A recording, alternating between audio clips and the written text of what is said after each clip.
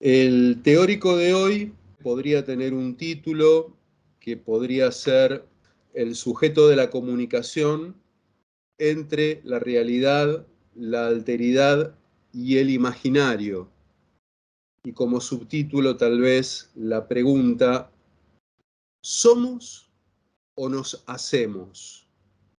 ¿No? Esto que en el discurso cotidiano surge habitualmente, ¿sos o te haces? Dice uno. Bueno, eso puede ser perfectamente material de análisis para empezar a pensar la comunicación, los procesos de comunicación.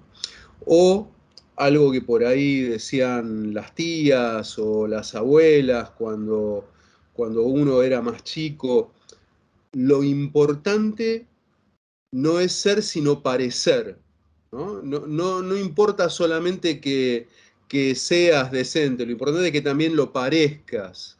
Hay un montón de discursividades que tienen que ver con esta cuestión. El hábito no hace al monje, decimos, por ejemplo, ¿no? Es decir, yo me puedo vestir de monje y a pesar de eso no serlo. Uno habla de la piel de cordero. En esto del ser o el parecer también hay mucho vínculo con algunos de los temas que vamos a estar trabajando hoy acá.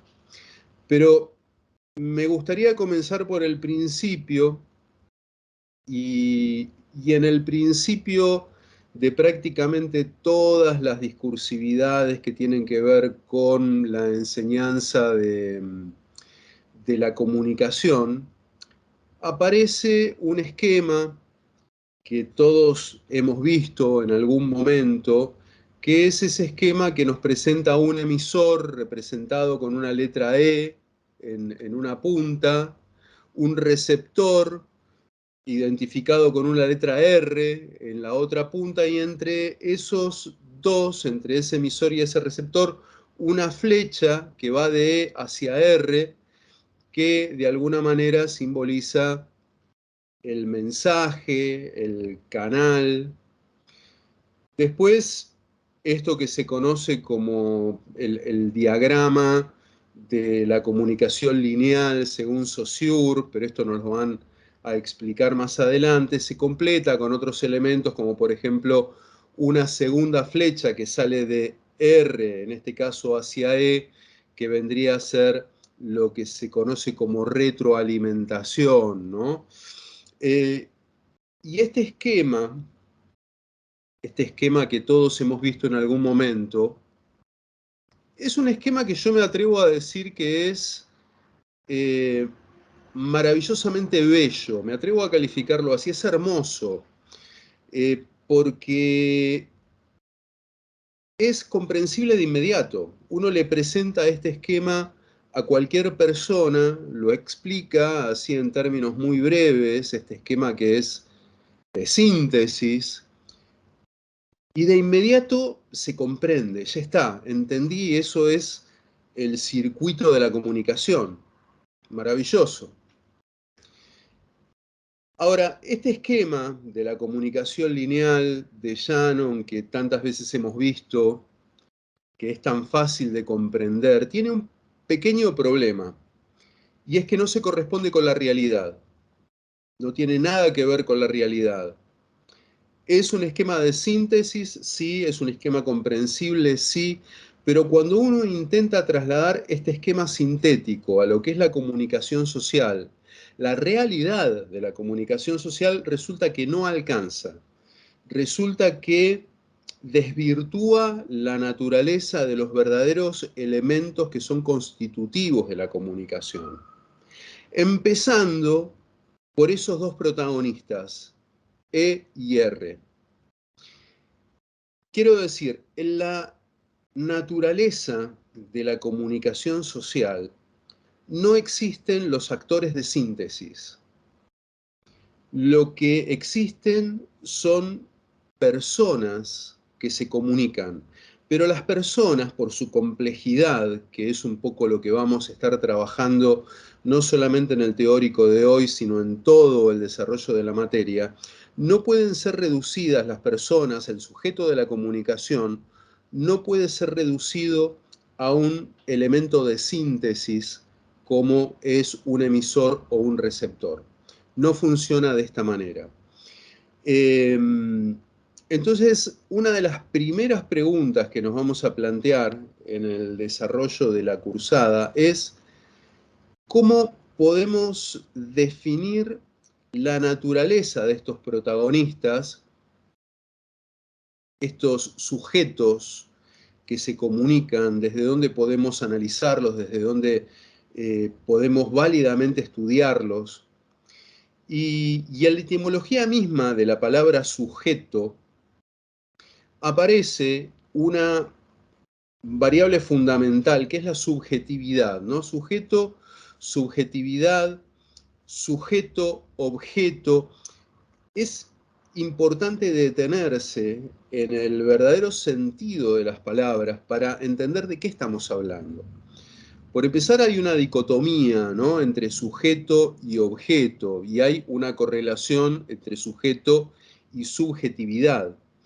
Entonces, podemos preguntarnos hasta qué punto uno es un sujeto o un objeto y qué es lo que significa cuando uno dice que el actor principal o los actores principales de los procesos discursivos, de los procesos de la comunicación, poseen una subjetividad. A veces el sentido común nos puede ayudar a encontrar, no porque nos tengamos que quedar en el sentido común, ¿no? Eso nunca creo que sea un buen consejo. Pero sí podemos detenernos brevemente en lo que es el sentido común como para plantearnos estas preguntas. ¿Qué significa que existe una subjetividad? Y la subjetividad uno naturalmente la vincula, por ejemplo, con un determinado punto de vista que no es necesariamente objetivo. Subjetividad se opone a objetividad, de vuelta a la dicotomía. ¿Y qué vendría a ser la objetividad? La objetividad vendría a ser como una dimensión donde las cosas son de una manera clara, fija de una vez y para siempre, previa a cualquier tipo de consideración donde uno pueda ponerle un valor personal, ¿no? Las cosas son así, vos velas como quieras, pero son así al margen de la perspectiva que decidas darle. Vendría a ser más o menos eso. Bueno, el problema acá es que si acaso existe una realidad dada ahí afuera, ¿quién está en capacidad de ver esa realidad? ¿Quién vendría a ser el sujeto de esa realidad? Bueno, resulta que el sujeto que testimonia, que testifica esa realidad, está atravesado por una subjetividad.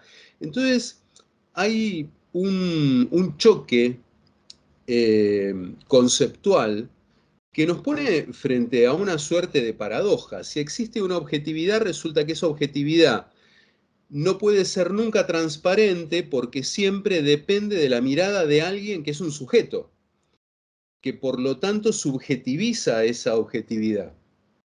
Bueno, este es un primer punto como para tener en cuenta a la hora de evaluar las comunicaciones. Volvamos un poquitito para atrás. Es interesante también que por ahí en los prácticos se planteen la discusión de cómo podemos definir un proceso de comunicación, porque nosotros hablamos todo el tiempo de comunicación, pero no necesariamente nos hemos detenido a reflexionar en cuanto a qué significa hablar de comunicación. Yo voy a proponer, desde mi subjetividad, una definición posible, entre muchas otras, Y voy a decir que para mí la comunicación es un intercambio dinámico de sentidos que se da entre al menos dos instancias de subjetividades. Entre dos subjetividades. Si yo conecto dos computadoras y genero un intercambio dinámico de información entre un terminal y el otro, yo no diría que ahí hay un proceso de información, de comunicación. Diría que hay un proceso de intercambio de información, pero no comunicación, porque no hay subjetividad. La comunicación surge cuando aparece la instancia del sujeto, de la subjetividad. Y entonces, ¿cómo puedo definir al sujeto de la comunicación? ¿Qué es lo que caracteriza al sujeto de la comunicación y lo distingue de otras posibles realidades, de otras instancias distintas del sujeto?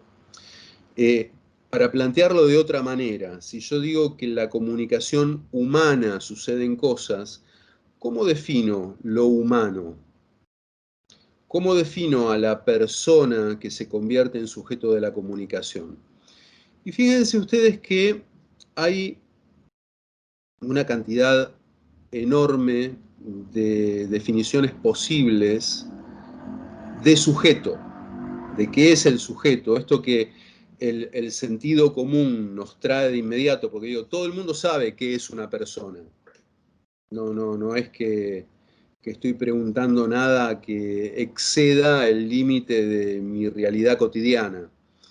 Pero voy a pretender por una vez una respuesta concreta. ¿Cómo defino lo humano de manera tal que pueda distinguirlo a partir de una definición del resto, de aquello que queda fuera de la categoría de lo humano? Entonces, por ejemplo, viene alguien y me dice, bueno, una de las características de lo humano es que el hombre, la persona humana, es un animal social. Todos habrán escuchado esta definición, que es absolutamente certera, es real, no hay nada que objetarle. Somos animales sociales, no hay duda. Ahora, otra definición posible, y arrancamos justamente por René Descartes, porque Descartes, que es el padre del racionalismo cartesiano, viene a aportar a esta definición. El ser humano es un animal de orden racional. Pensamos, van a ver que el inicio de este recorrido tiene que ver con esta definición de pienso, soy un ser pensante, y a partir del hecho de ser yo un ser pensante, me doy cuenta de que existo, de que tengo una entidad, y desde esa entidad de la cual tomo conciencia, a partir de ahí me planteo como un sujeto en el mundo que tiende a conocer la verdad del mundo. Eso es el racionalismo. Y cuando en ese mundo hay otras personas, otros sujetos que son como yo, pero sin ser yo, esto es la alteridad, ¿no? El alter ego. El alter ego, el que es como ego, como yo, pero es al mismo tiempo un otro. Es alguien como yo, pero es un otro. Entonces, con ese otro que yo intuyo que tiene mis mismas capacidades, mis mismas naturalezas, bueno, voy a tratar de establecer un vínculo que va a ser del orden de lo racional.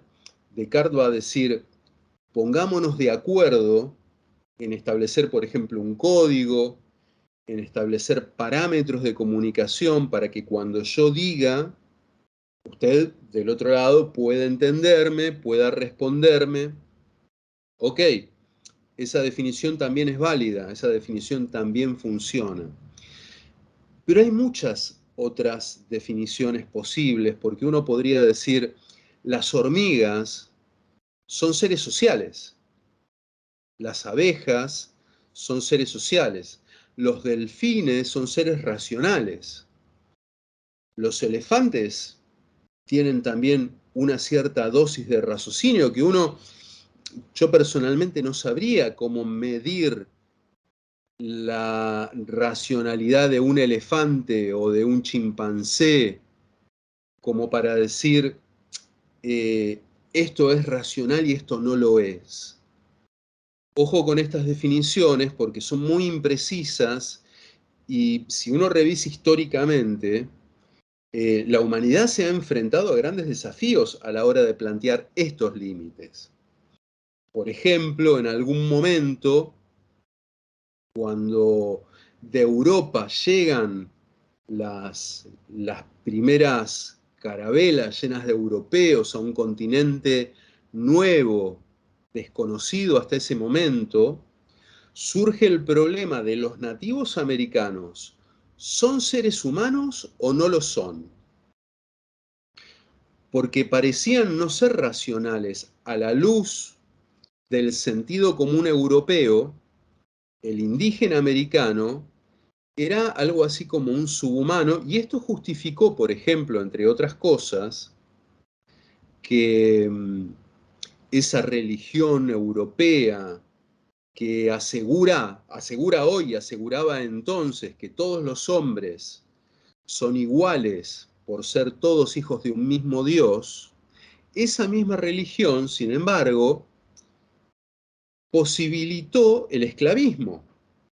¿Cómo puede ser que si todos los hombres somos iguales, haya amos y haya esclavos? Bueno, es que como diría una novela de George Orwell, ¿no? Rebelión en la granja, hay algunos que parecían ser más iguales que otros.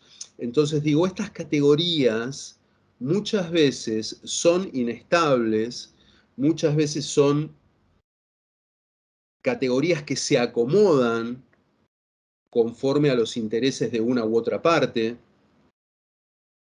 Entonces necesito encontrar definiciones más firmes, definiciones más precisas, y el problema es que no las hay.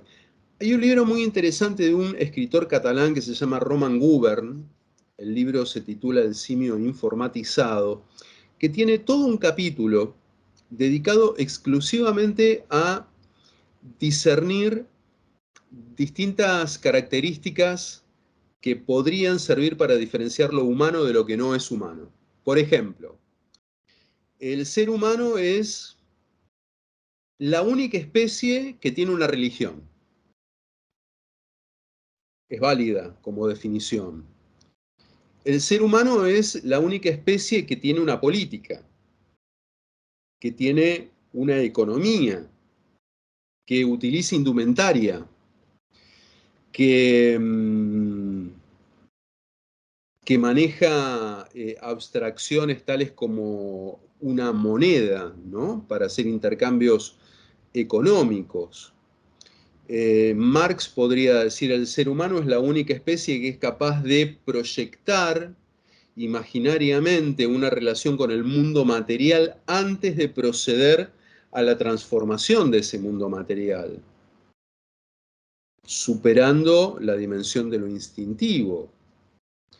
Otra definición posible de lo humano es: somos la única especie que cocina los alimentos que consume.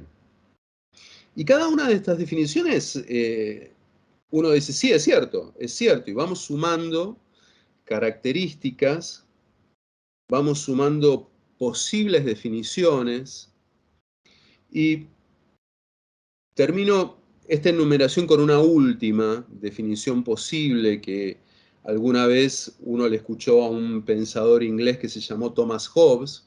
Thomas Hobbes dijo, uno podría definir lo humano diciendo que el ser humano puede definirse como el lobo del hombre. Es decir, es la única especie que se constituye como su propio adversario natural, como su propio depredador natural. ¿Cuál es la importancia de todo esto que estoy diciendo? Que si yo recapitulo y digo, voy a definir los procesos de comunicación, que de eso estamos hablando, de la comunicación, como un sistema dinámico de intercambio de sentidos entre dos sujetos que identifico como personas humanas, según qué definición ponga yo de lo humano en esta ecuación, voy a tener resultados muy diversos. Si yo en esta ecuación pienso en un ser humano que puede ser definido como un animal social, yo puedo considerar que en un intercambio con el otro voy a poder esperar una relación de orden colaborativo, por ejemplo. Puedo esperar que el otro sea mi aliado, que el otro sea aquel que me venga a sacar de un apuro, de un aprieto, que venga a colaborar conmigo para juntos, ensamblados a la manera de un nosotros, poner un objetivo en común y lograr la consecución de ese objetivo. Bárbaro, está muy bien. Ahora, si por el contrario yo planteo la comunicación como una relación dinámica establecida entre dos personas que se definen recíprocamente como una, el lobo de la otra, como el depredador o el enemigo de la otra, bueno, la relación claramente va a ser muy distinta. Yo voy a plantearme el vínculo con esa otra persona en función de un escenario de enemistades, de conflictos, de una potencial amenaza. Entonces, dos cosas. Primero, la definición de comunicación no es tan sencilla como parecía. Es necesario recapacitar en las naturalezas posibles de lo humano. Tiene que haber además un punto de vista que se corresponda. Digo, si yo veo en el otro un potencial aliado, porque soy buena onda, y del otro lado, ese que yo veo como un potencial aliado, en vez de ver lo mismo en mí, ve un potencial adversario o ve a alguien de quien puede aprovecharse, pero no colaborativamente, la relación claramente va a ir por otros carriles.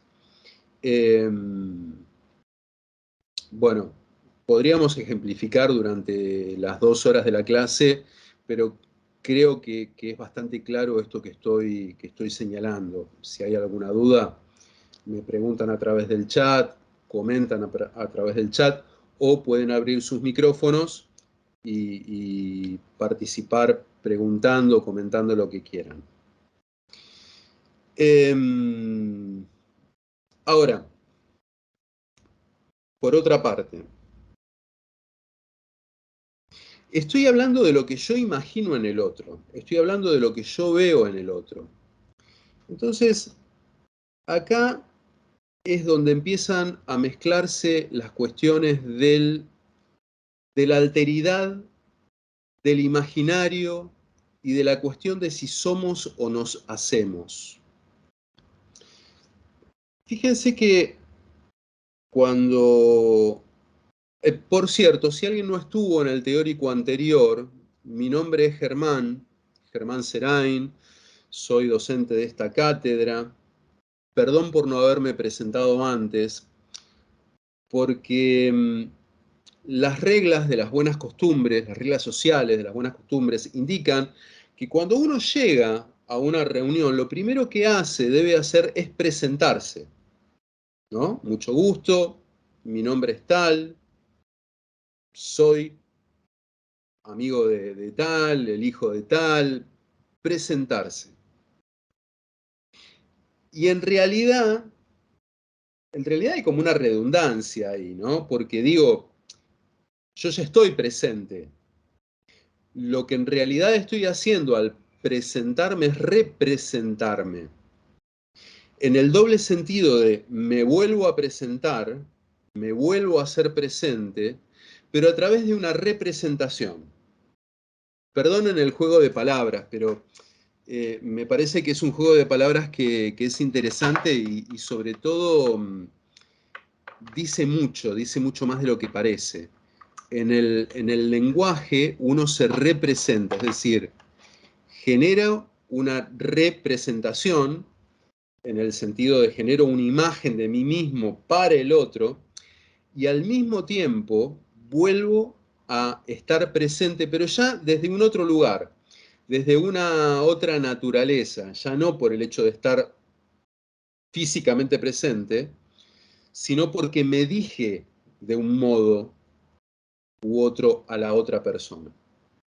Entonces, acá está la cuestión de lo imaginario. Yo me imagino de alguna manera. Cuando yo me presento y digo mi nombre, digo mi edad, digo que vivo en el barrio tal, lo que estoy haciendo es una selección de características, estoy recortando una selección de características que a mí me parecen pertinentes para que el otro entienda de qué se trata cuando digo yo soy Germán Serain, bla, bla, bla.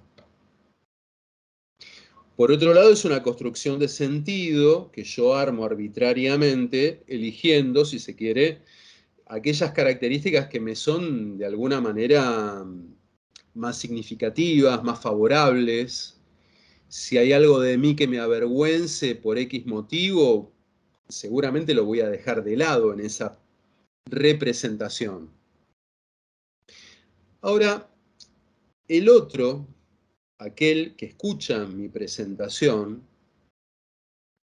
tiene el poder de hacerse una idea de mí. Quiero decir, yo puedo presentarme y decir, soy Germán Serain, soy un tipo simpático, soy agradable, soy re capo en los contenidos de esta materia, bla, bla, bla.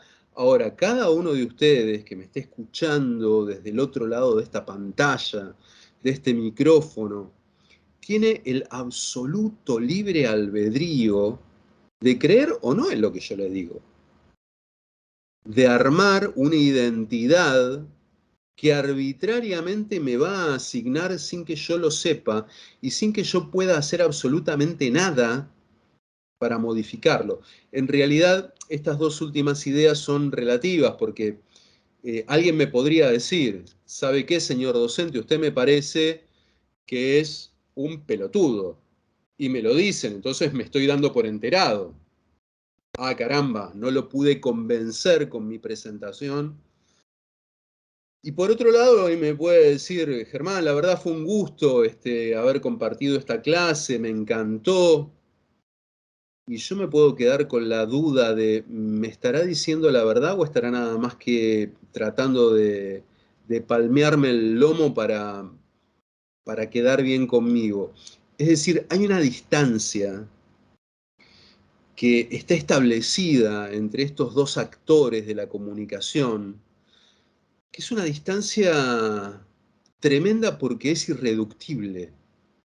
No hay manera de convertir esta distancia en un grado cero.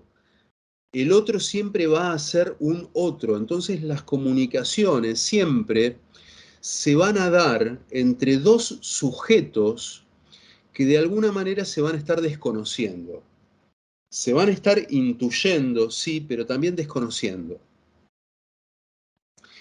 Y también es falso que yo no pueda hacer nada para modificar la opinión del otro. Digo, yo me puedo comportar como un cretino, yo me puedo tratar de comportarme como un señor. Entonces, estos también son mecanismos que de alguna manera van a colaborar para la construcción de una identidad que uno le presenta al otro y el otro va a hacer lo mismo con su propia identidad o haber ahí una correlación, pero noten que lo fundamental en esto que estoy tratando de plantear es que la comunicación no se da auténticamente con un otro. La comunicación se da auténticamente con una construcción imaginaria, con lo que yo imagino del otro, con lo que yo veo del otro, con lo que el otro imagina de mí, más allá de cuáles sean las verdades de estos sujetos.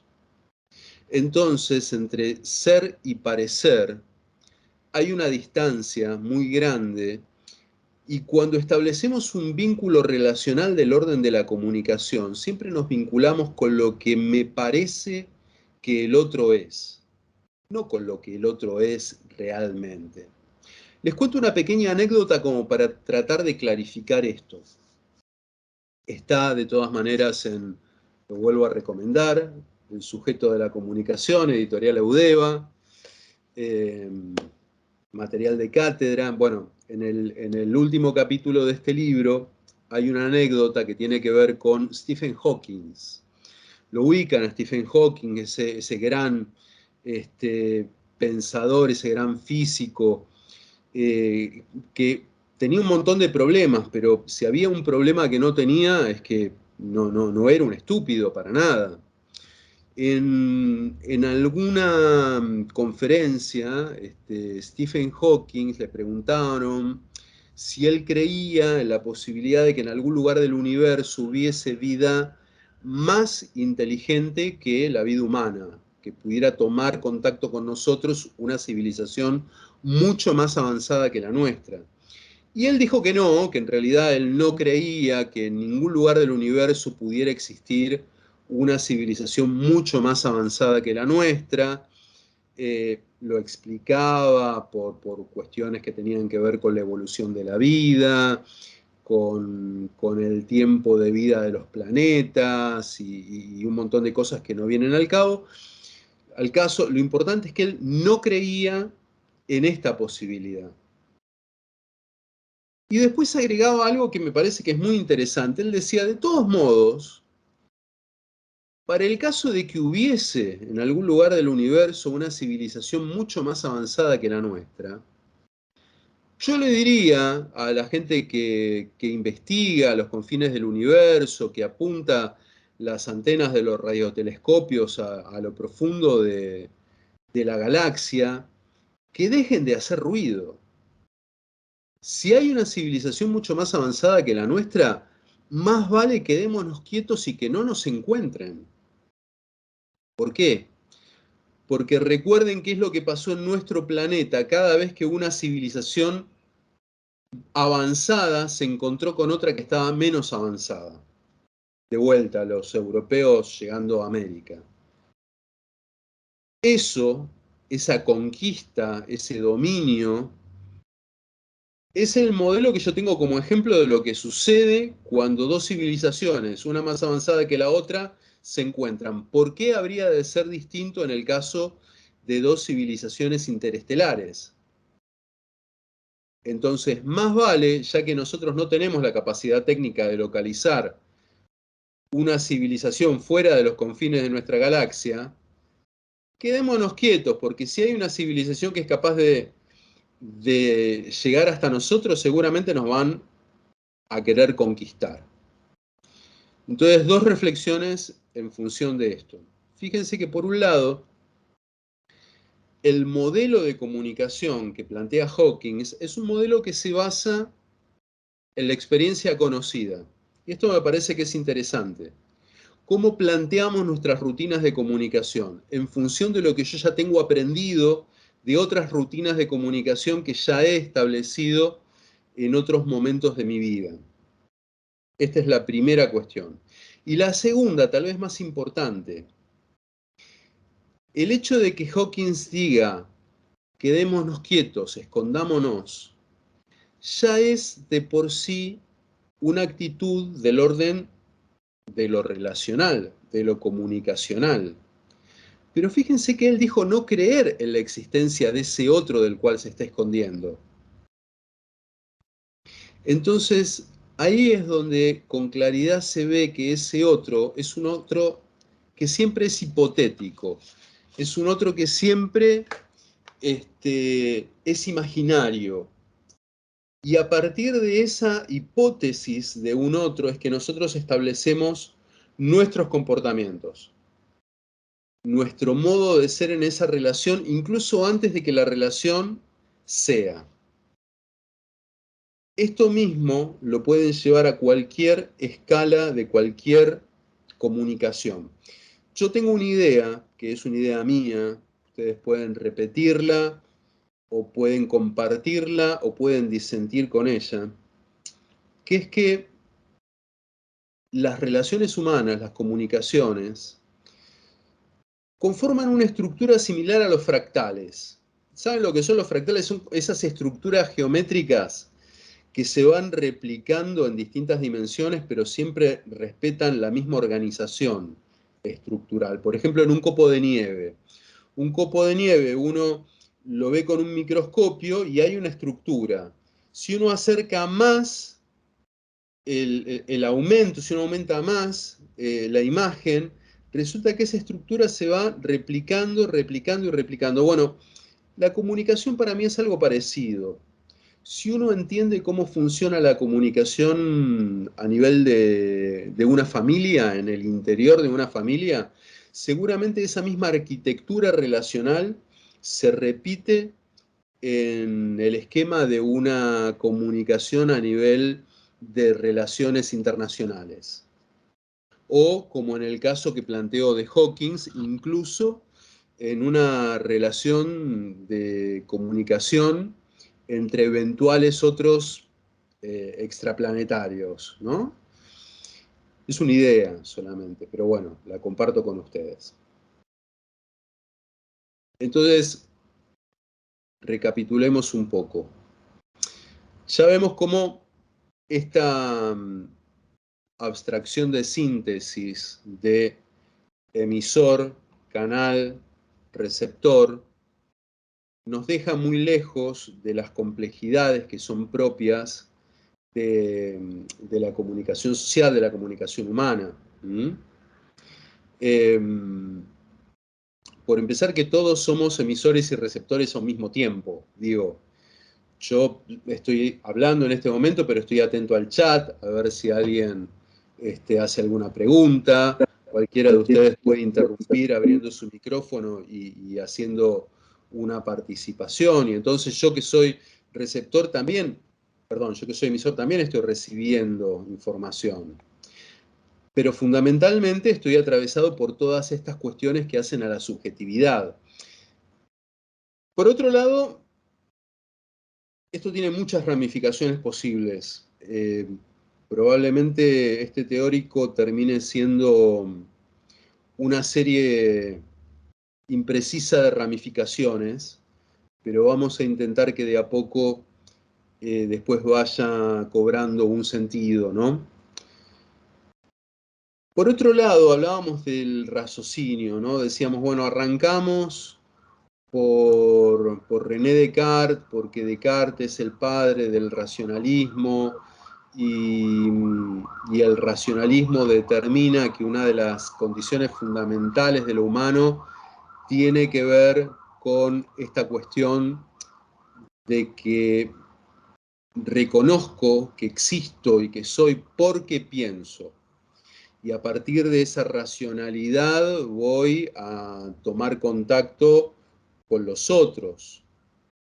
Voy a plantear códigos que me van a permitir reconocer en el otro también a un ser racional y vamos a poder convenir códigos para ponernos de acuerdo, etcétera, etcétera. Pero hay una cuestión que nos plantea un conflicto acá. Esto lo van a ver en detalle en sus prácticos, pero cuando Descartes, en este primer texto, que son las meditaciones metafísicas, se pregunta, bueno, ¿y qué es? ¿Qué quiere decir que el ser humano es una cosa que piensa? ¿Qué significa eso? Descartes mismo se responde, bueno, una cosa que piensa es una cosa que duda, que razona, que se cuestiona, que quiere, que no quiere, que tiene miedo, que... Pará. ¿Qué melange que hiciste, René Descartes? Porque Descartes mezcla lo que nosotros concebimos propiamente como pensamiento con cosas que están categorizadas más vale como sentimiento, ponele, o como sensibilidad. Y en realidad Descartes hay una parte donde no hace una distinción clara y precisa entre estas dos dimensiones, el pensar y el sentir. Por ahí lo podemos imaginar de esta manera. Hay cosas que suceden de la piel para adentro y hay cosas que suceden de la piel para afuera. Y hay un intercambio entre ese adentro y ese afuera. Tanto el pensamiento como el sentimiento suceden de la piel para adentro. Forman parte de esa subjetividad que nos constituye como sujetos de la comunicación. Ahora, en algún punto, la sensibilidad y el pensamiento me ponen en contacto con ese afuera, pero de maneras diferentes. Yo puedo decir siento frío, y eso querría decir que estoy en un lugar donde hace frío. Sin embargo, la persona que tengo al lado, yo veo que está en remerita y está bárbara. No parece sentir frío, porque la sensación de frío no es una valoración absolutamente objetiva. Lo que es tener frío para mí, por ahí no es lo mismo de lo que es tener frío para el otro. Entonces, ahí es donde empieza de vuelta la distancia respecto de ese otro. Ni hablar de cuestiones más imprecisas todavía, como puede ser todo lo vinculado con la sensibilidad. Ojo porque la palabra sentir en nuestro idioma tiene una doble valoración, ¿no? Yo siento frío y hay una cuestión de sensorialidad, y yo me siento enamorado y hay una cuestión de emocionalidad. ¿Mm? La palabra es la misma, sentir, pero son dos significaciones distintas. Y si el sentir de sensorialidad me conecta con una afuera de una manera relativa, por esto que digo, no todos vemos de la misma manera, no todos escuchamos de la misma manera, no todos tenemos frío de la misma manera, la cuestión de la sensibilidad es mucho más compleja todavía. No sé si vamos a trabajarlo hoy, pero la declaración yo te amo es el principio de una historia de malos entendidos. ¿Qué demonios estás queriendo decir con esas dos palabras? ¿Qué quiere decir te amo, te quiero, me gusta, me gustás? ¿Qué quiere decir? ¿Cuánto? ¿Cuánto me querés? Y un montón, pero ¿cuánto es un montón? Bueno, es impreciso porque las sensibilidades forman parte de algo que es absolutamente inmensurable, no hay manera de medirlo. ¿Cuánto te gusta esa canción de Charly García o de los Beatles, que es tu preferida y que la escuchás una y otra vez y te emociona hasta las lágrimas? En el gustómetro, ¿qué número le pones? ¿En qué se mide el gusto? ¿En qué se mide el amor? ¿En qué se mide el odio? De última, uno puede decir, cuando hace 10 grados, yo siento frío. Podés, de alguna manera, mensurarlo. Entonces, hay una serie de consideraciones que hace a la particular condición del sujeto, donde el sujeto es un desconocido para sí mismo, ¿no?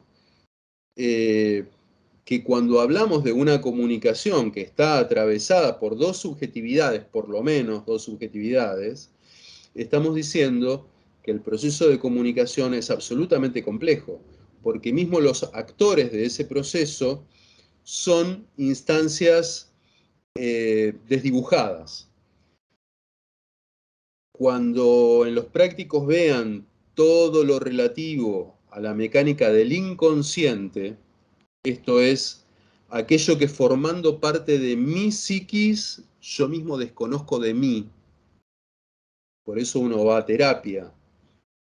¿Qué le pasa? Me siento mal, pero ¿qué es lo que siente? Y no sé, no estoy seguro. Y después de 10 sesiones descubrís que sentís, tenés un complejo de inferioridad. ¿Y por qué usted se siente inferior? ¿Qué tan inferior se siente? O por el contrario, ¿qué tan superior se siente? Bueno, todo eso forma parte de mi identidad, pero desde una instancia opaca, desde una instancia del desconocimiento propio. Si yo mismo me desconozco en alguna instancia porque hay una parte de yo que pertenece al mundo de lo inconsciente o de lo subconsciente, ¿qué me resta esperar del conocimiento pleno respecto de ese otro que tengo enfrente?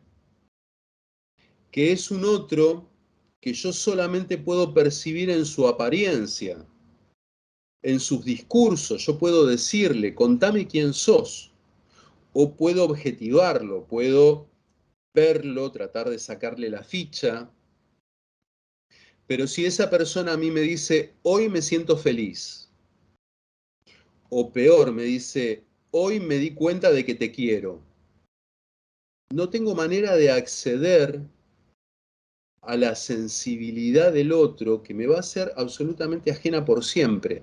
Yo nunca voy a poder ser el otro como para saber si eso que el otro dice sentir es exactamente lo mismo que yo imagino que ese otro está sintiendo. Por eso, en nuestro recorrido textual, aparte del racionalismo cartesiano, después vamos a pasar a esa otra instancia completamente distinta, que es la fenomenología, que tiene que ver con ese mismo sujeto de la comunicación, que ya no va a presentarse al mundo a partir de una racionalización de los códigos lingüísticos, sino que se va a enfrentar al mundo a partir de esos fenómenos sensibles. Me siento triste y por eso sé que estoy en el mundo, ¿no? Hay una frase de Milan Kundera, de una de sus novelas, donde Kundera dice, pienso, por lo tanto existo, es la frase que podría decir un filósofo que nunca tuvo un dolor de muelas. Sufro, por lo tanto existo, es una verdad absolutamente más inmediata, porque en el sufrimiento, dice Kundera, nadie puede dudar ni por un instante la unicidad de su existencia, la absoluta veracidad de su existencia.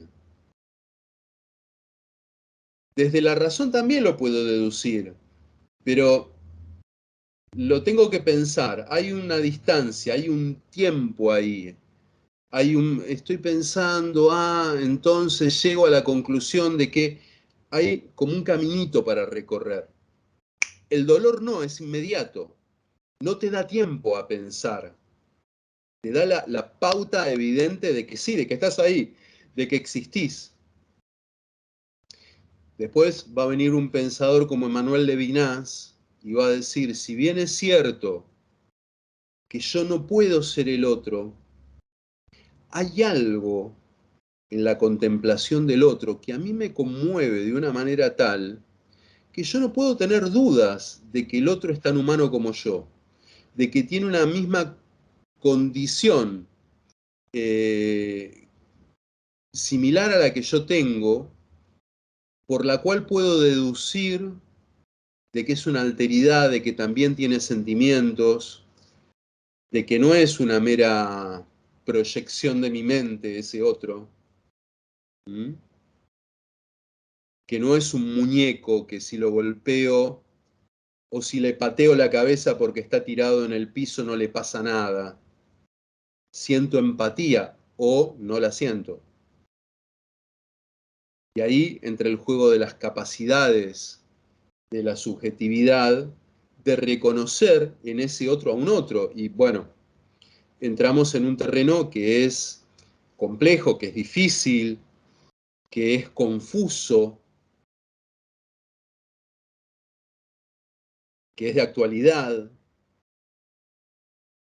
pero que supera ampliamente la descripción de hay un emisor y un receptor y una comunicación, un canal, un mensaje. No, no es eso, es mucho más complejo. No sé si vamos a llegar a conclusiones definitivas, porque la variedad de lo humano también es muy amplia. Digo, uno, hay cosas que no puede comprender. Uno ve la televisión hoy, en estos días, en estas semanas, y de repente alguien dice, no puedo entender cómo suceden determinadas cosas, cómo una persona puede matar a otra, cómo una persona puede no compadecerse, y sin embargo ahí está, digo, a las pruebas me remito.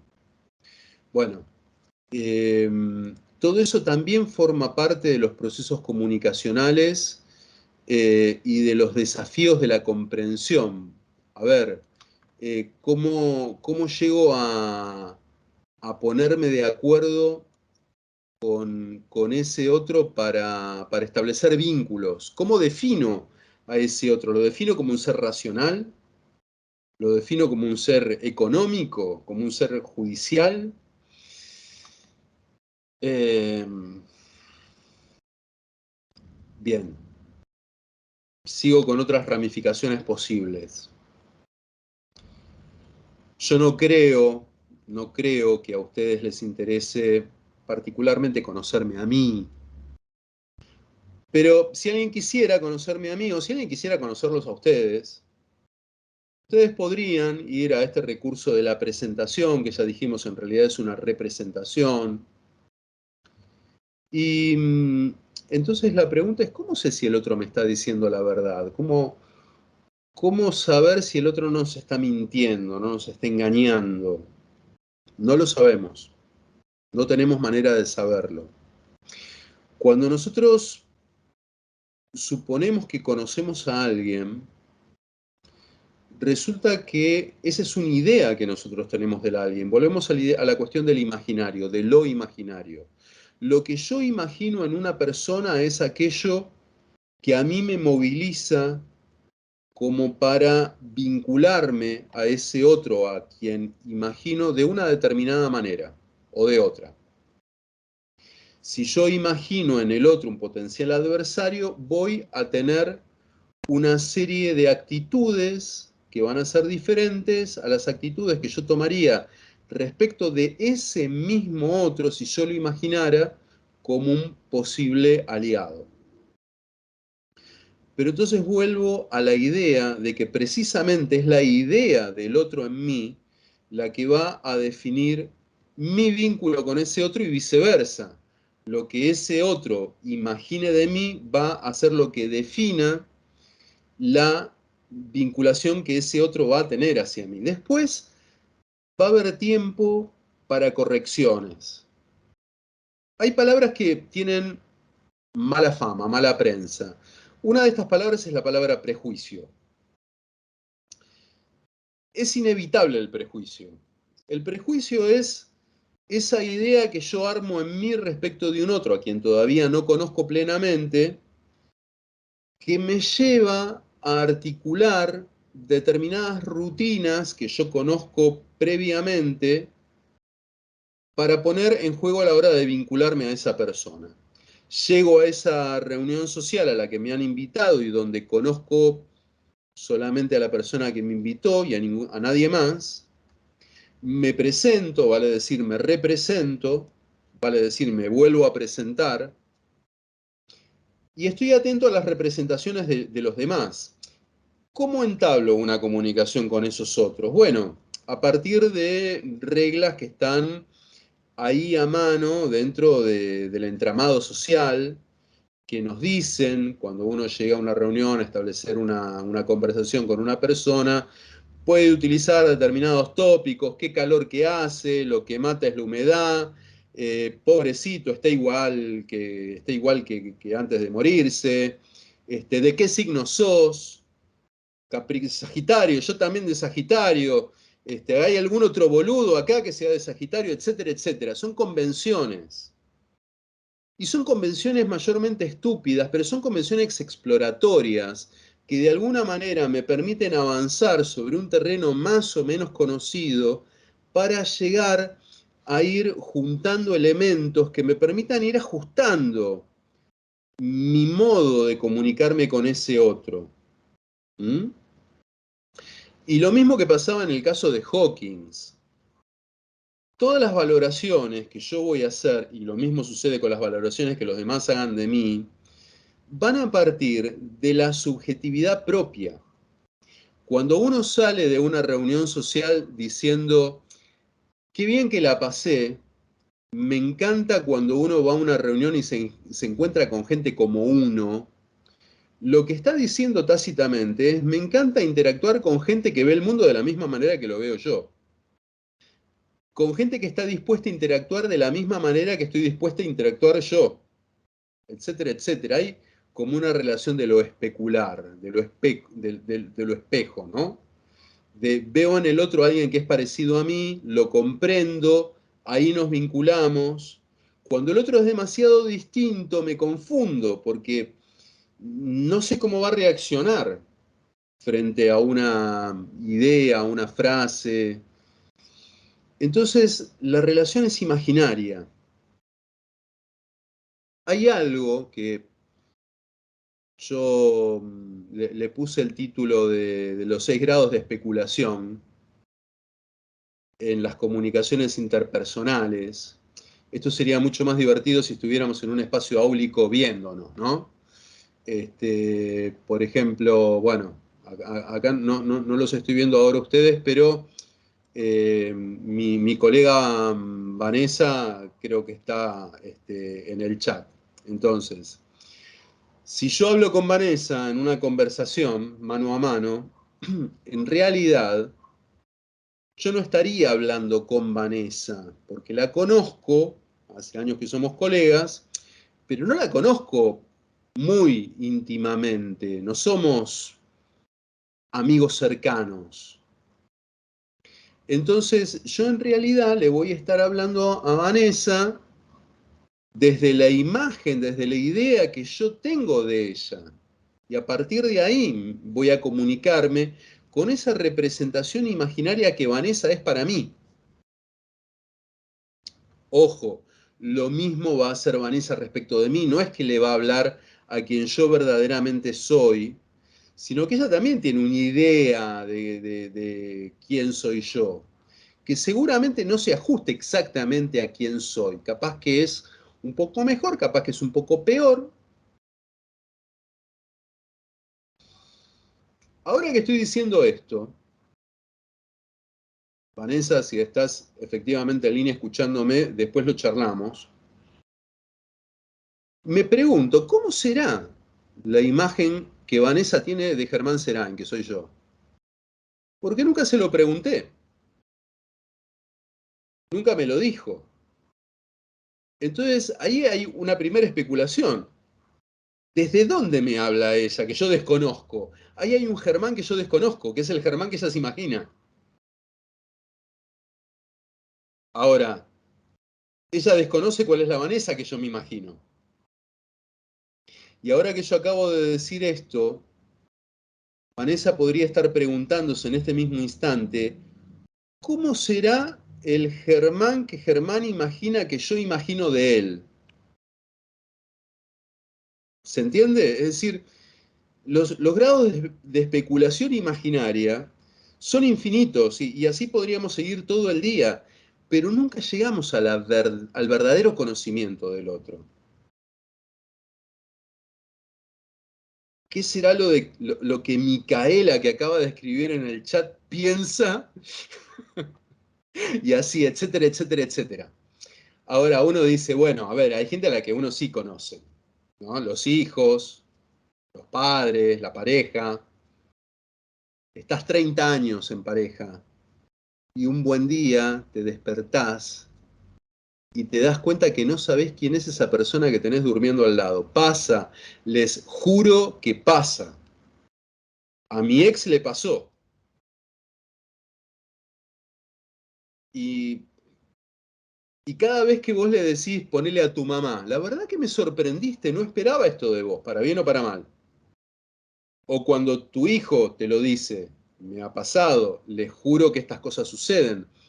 ese no me esperaba esto de vos, lo que quiere decir es te imaginaba de una manera tal que esto no encajaba en esta identidad que yo pensaba que tenía re clara porque te conozco de toda la vida, y sin embargo no imaginaba que esto podía suceder.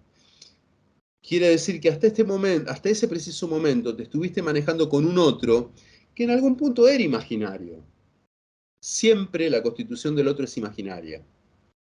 Siempre se juega entre lo que vemos en el otro, porque el otro nos lo muestra, lo que vemos en el otro a pesar de que el otro intenta esconderlo, lo que intuimos, lo que inventamos también, ¿no? Porque muchas veces uno proyecta imaginariamente cosas, se hace la película.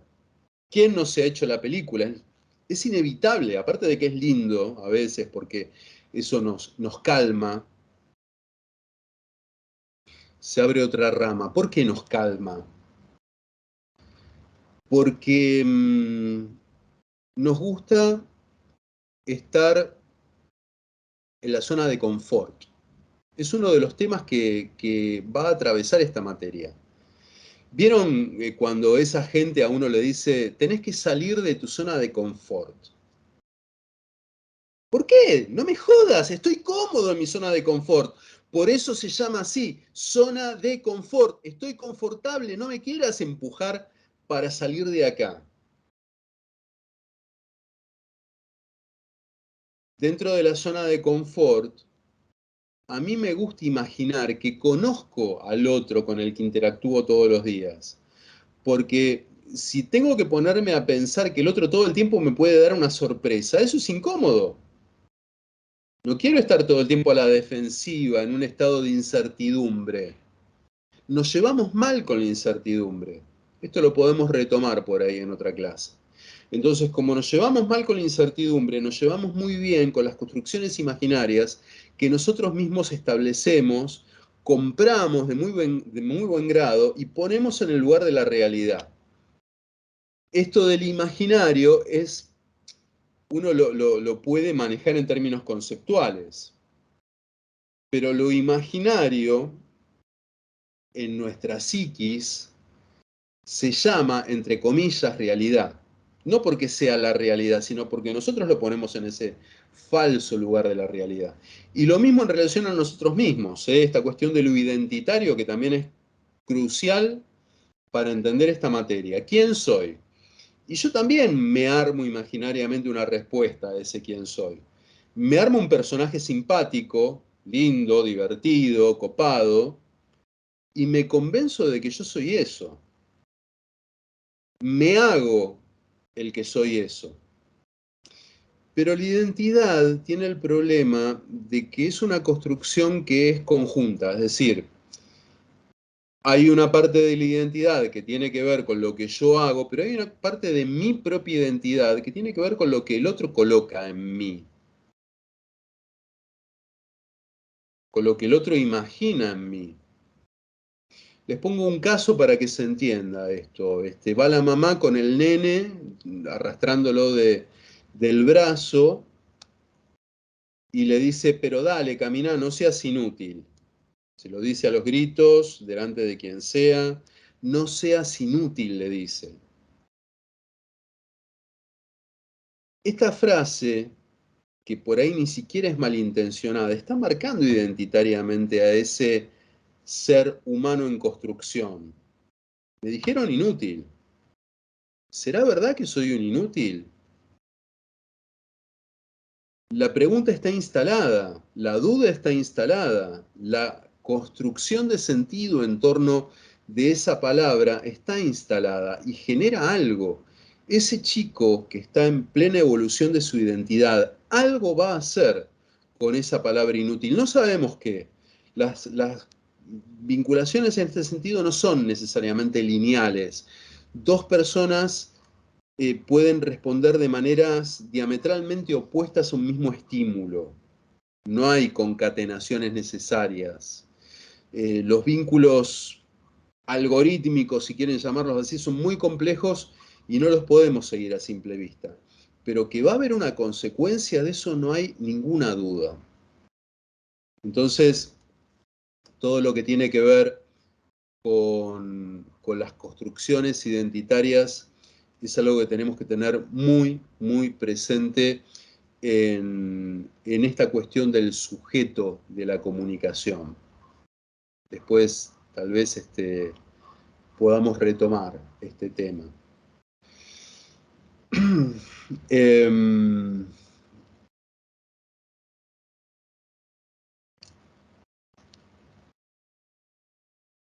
A los distintos textos que ustedes vayan viendo en las comisiones, en los teóricos del martes, en los teóricos del lunes, siempre planteen a cada uno de los textos que vean una pregunta. ¿Cuál es el sujeto de la comunicación que subyace en este texto? ¿Cómo el autor está imaginando la naturaleza de ese sujeto de la comunicación? Así como dijimos en Descartes, claramente es un sujeto racional que presupone que es posible generar un vínculo completamente racionalizable, poner de acuerdo códigos, significados, etc. El pensamiento de Finkielkraut o de Sartre o de Levinas va a ser muy otro, va a ser lo fundamental del sujeto son esos fenómenos que lo atraviesan cuando está en vinculación con su propia existencia, cuando se pone en un vínculo que lo enfrenta al otro. En los textos vinculados a la filosofía Zen va a haber seguramente una idea holística, integradora, donde en realidad la división que uno intuye que existe entre uno y el otro es una falacia que hay que tratar de borrar, hay que pensar en una unidad que sea superadora del sujeto, diferente del alter ego, de la alteridad. En el constructivismo va a haber esto que estuvimos un poco hablando, va a haber una construcción imaginaria del otro y de mi propia identidad, y a partir de esos imaginarios se va a constituir un vínculo. En la psicología os va a aparecer un yo auténtico y un yo discursivo, y de esto va a hablar Lacan. Entonces, a cada texto pregúntenle cuál es la naturaleza del sujeto de la comunicación que concibe.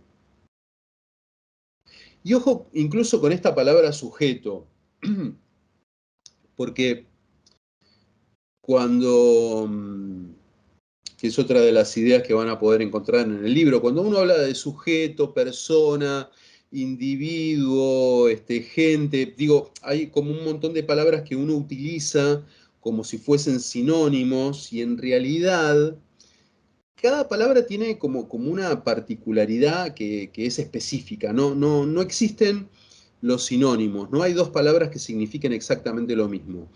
Y otra de las ideas que me parece que es importante por ahí rescatar es que entre la palabra sujeto y la palabra individuo, más que una relación de sinonimidad, hay una antonomasia, hay un enfrentamiento,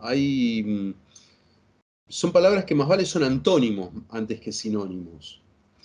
Porque fíjense que la palabra sujeto me trae de inmediato a la mente el concepto de sujeción.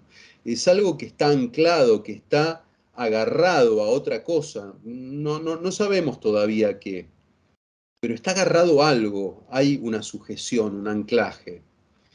Y lo individual, por el contrario, es aquello que ya no puede dividirse más allá de eso a lo que hemos llegado como lo indivisible, ¿no? Lo individuo es lo que ya no puede dividirse más sin perder su propia esencia. Entonces, soy individuo como expresión mínima del elemento constitutivo de la sociedad, ¿no? Una sociedad está integrada por grupos y yo puedo ir disgregando grupos más chicos dentro de los grupos más grandes hasta que finalmente el último grupo, que ya ni siquiera es un grupo, soy yo mismo como individuo. Entonces, el individuo, la idea de lo individual, me remite a la idea de una cierta autonomía. Por ejemplo, cuando me pisan un pie, me duele a mí y a nadie más que a mí. Le duele al individuo. Y entonces uno podría preguntar, ¿qué somos? ¿Sujetos o individuos? Somos las dos cosas al mismo tiempo. El día que yo me muera, me voy a morir yo y el mundo va a seguir andando, como decía Gardel. Pero al mismo tiempo soy sujeto, porque es ilusoria la idea de una autonomía. Soy un sujeto social. Soy un sujeto que está constituido en función de la pertenencia a un grupo más amplio que me excede y que va a continuar en tanto grupo, en tanto cultura, en tanto sociedad, más allá de que yo desaparezca. Entonces, un ejercicio que también les propongo es que por ahí reflexionen en vinculación a esto que estamos hablando de la identidad, que como decimos, la identidad siempre va a tener una pata en la realidad y una pata en el imaginario, y que se planteen cuál es la distinción entre la primera persona del singular yo y la primera persona del plural nosotros. Porque una misma vinculación, una misma interacción, se puede leer de maneras radicalmente distintas según yo me centre en el sujeto yo o me centre en el sujeto nosotros. ¿Qué me conviene a mí y qué nos conviene a nosotros? Son dos preguntas que, aunque sean parecidas, son radicalmente distintas. Radicalmente distintas. Y por ahí cuando lean los textos vinculados al Zen, pero también cuando lean a Bateson en el plan del constructivismo, esta pregunta es fundamental. ¿Cuál es el límite identitario que yo pongo en un análisis de un proceso social? ¿Dónde terminan los actores de este proceso social? De vuelta, es una estructura fractal, lo pueden plantear en donde ustedes quieran. En el caso Baez Sosa, en el caso Lucio Dupuy, en la guerra de Ucrania, en el avance político de Javier Milei o en el problema que tenés con tu pareja en la intimidad de tu casa. ¿Dónde pongo los límites del interés del sujeto social? Lo que me conviene a mí, lo que le conviene al grupo al cual pertenezco, y cuál es el límite de ese grupo al cual pertenezco. Digo, un integrante del Ku Klux Klan claramente se define a sí mismo por diferenciación de unos determinados otros. Ahora, si es verdad lo que decían Stephen Hawking, y mañana somos invadidos por una raza extraterrestre, seguramente ese integrante de la raza aria y blanca va a estar metido en el mismo nosotros inclusivo que el tipo que nació en una ciudad de Sudáfrica y es de raza negra, porque pertenecen ambos a la raza humana. Hay un ejercicio muy divertido, hay algunos videos dando vueltas por ahí, alguna vez lo hicimos en alguna comisión, donde en un espacio áulico, si por ahí están los docentes y lo quieren practicar, creo que es una buena idea, se dividen en dos grupos, por ejemplo, sujetos varones y sujetos mujeres. Ya ahí puede aparecer algún conflicto con alguien que se reconozca como no binario. Personas mayores de 25 años y menores de 25 años. personas que hayan sufrido por amor y personas que hayan hecho sufrir por amor. Personas que les guste el cine de terror y personas que no, etcétera, etcétera. Digo, las reglas posibles de constitución de dos grupos cualesquiera, grupo A y grupo B, son innumerables. Y según decidamos poner esas reglas para distinguir entre grupos, se van a construir, a constituir diferentes nosotros. Hablar de diferentes nosotros significa hablar de diferentes yoes, porque yo soy los grupos, los nosotros a los cuales pertenezco.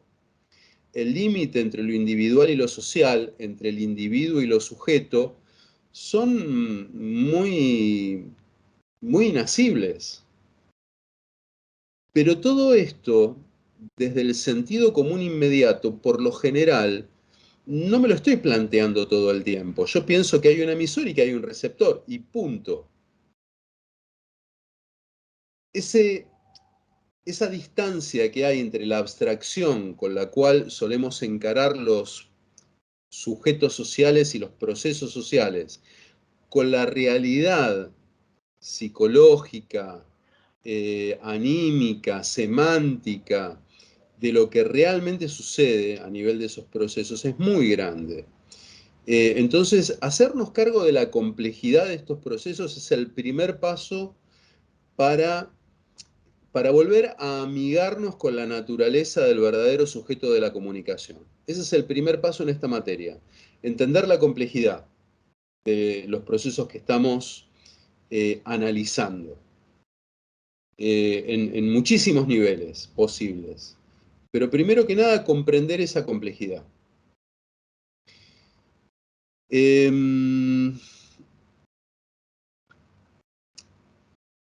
Y para agregar un último elemento, y no quiero hacerlo mucho más largo, en todo caso lo podemos retomar en el teórico que viene, está la cuestión de las culturas tecnológicas. Digo nada más esto, hay una dicotomía que también planteamos desde el sentido común, que es la dicotomía naturaleza-cultura. Y presuponemos que lo que pertenece al mundo de la cultura no pertenece al mundo de la naturaleza y viceversa. Y la pregunta es, ¿el ser humano per se pertenece al mundo de la naturaleza o pertenece al mundo de la cultura? Es un problema, porque el ser humano per se tiene una pata en el mundo de la naturaleza y una pata en el mundo de la cultura. Pertenece a ambos mundos. Dentro de la naturaleza del ser humano está implícito la capacidad de constituir cultura, de constituir lenguajes, de constituir abstracciones, de constituir tecnologías. Y las tecnologías de la comunicación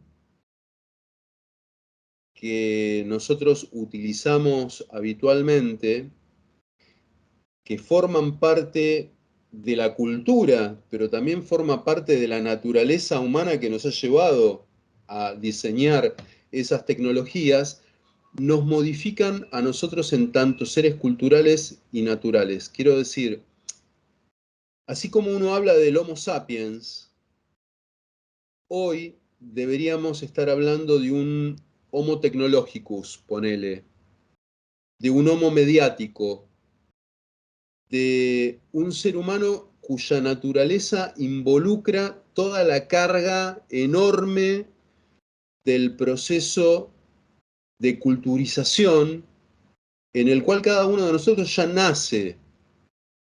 Nacemos en el seno de una cultura, con pautas, y esas pautas y esas tecnologías modifican el registro de lo imaginario propio y el registro de lo imaginario que hace la alteridad.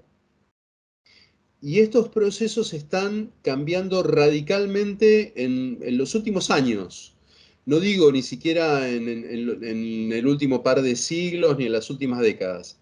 En los últimos años, hoy mismo, están cambiando esos registros de lo imaginario de manera radical. Eso es algo que, para no complicar demasiado por ahí la clase de hoy, preferiría detenerlo acá y lo abordamos en la clase que viene. Pero acá esta es la parte donde me viene, sé que hay gente que en este momento está viendo un bosque, bueno, ahí hablamos de la... Después el bosque resulta que no queda grabado, así que no quiero hablar mucho del bosque, porque la vez pasada hablaba del bosque y después no sé, en la grabación no salió. Pero bueno, les decía, esta es la parte donde me gustaría que, si hay dudas, comentarios, que hagamos el encuentro participativo, que cada quien abra su micrófono, participe, diga lo que le parece, o lo que cree que le parece, o lo que imagina que le parece, que pregunte, que debata, que demuestre que existe, de hecho.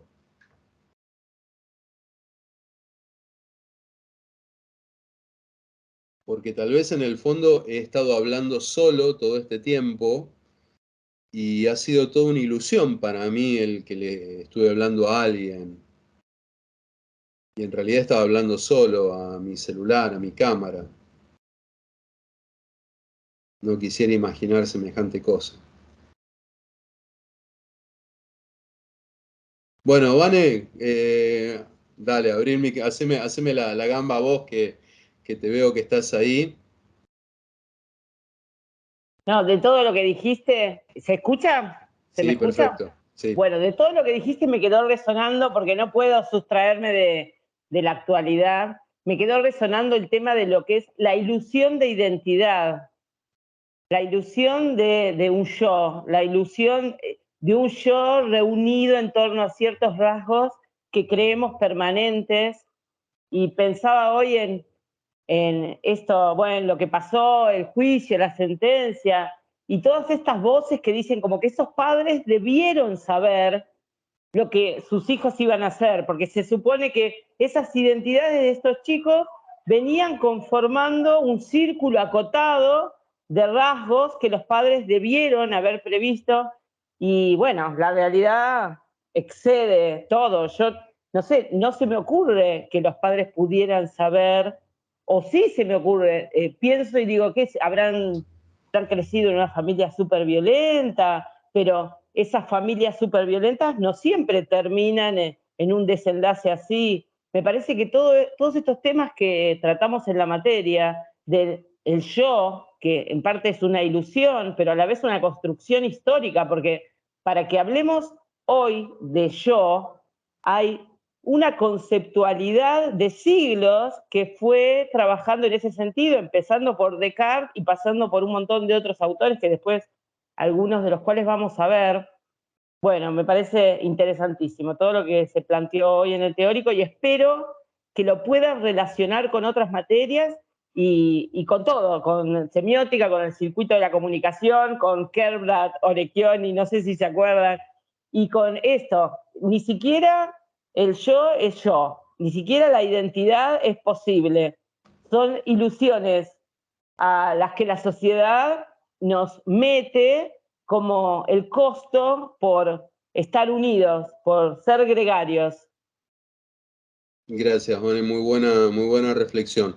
Uno inevitablemente está movilizado por las noticias de la actualidad, porque son las cosas que nos pasan como sociedad y son las noticias que los medios ponen en contacto con nosotros. Digo, a ver, no seamos ingenuos.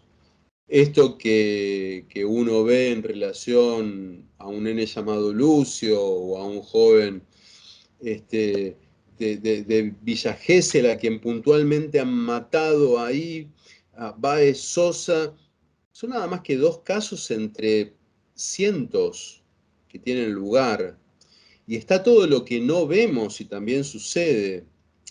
Pero bueno, uno no puede desvincularse de esto que a uno lo atraviesa. Y así todo, yo creo que esto que mencionabas recién, Vanessa, está bueno para que nos preguntemos. Yo antes hablaba de la zona de confort.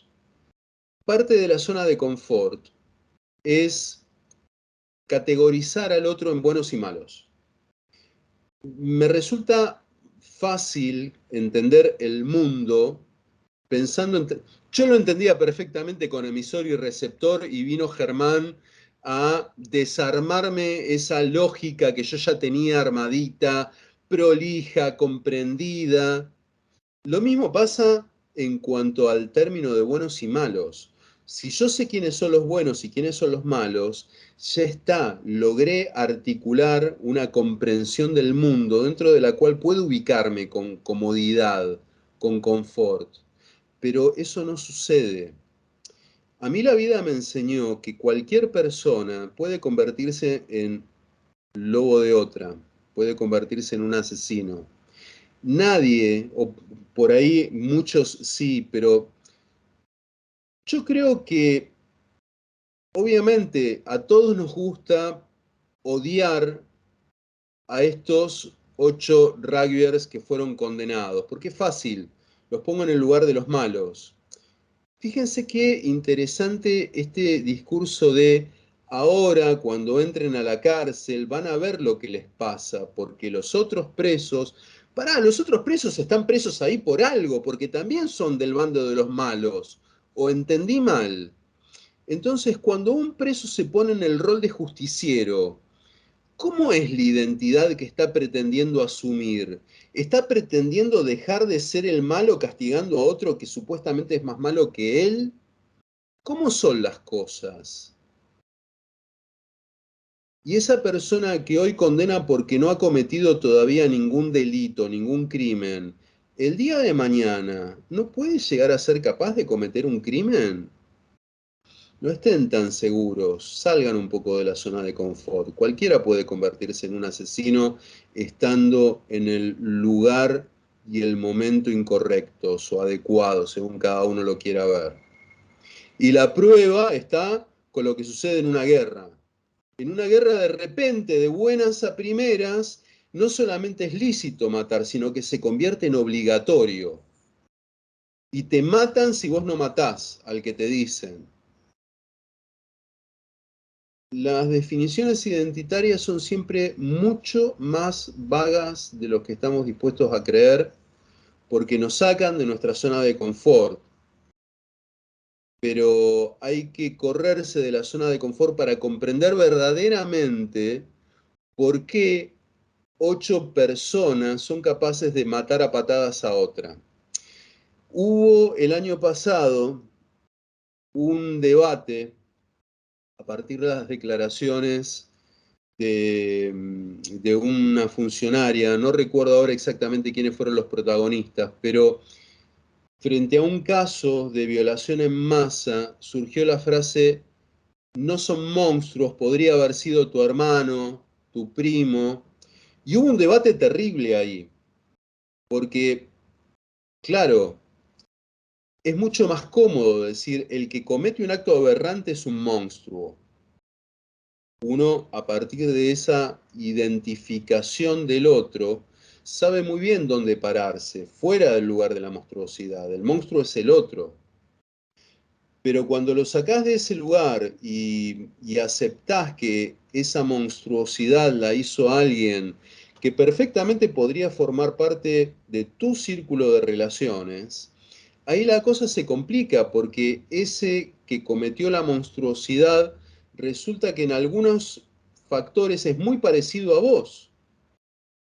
Y entonces el dedo acusatorio por momentos se vuelve, empieza a girar y como que amenaza a volverse contra uno mismo.